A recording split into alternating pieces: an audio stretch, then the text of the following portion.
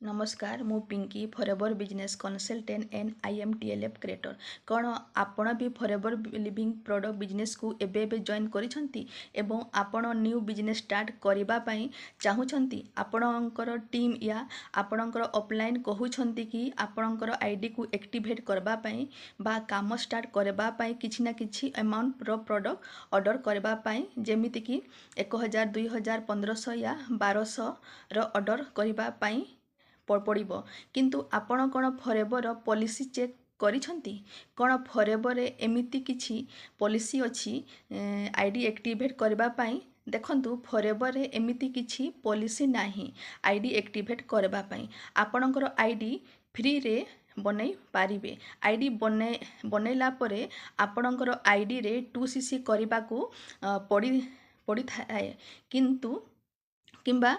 Minimum billing करिकी भी आपण बिजनेस स्टार्ट करि पारिबे 1000 2000 1500 या 1200 आईडी एक्टिवेट पई पैसा दियंतु नाही।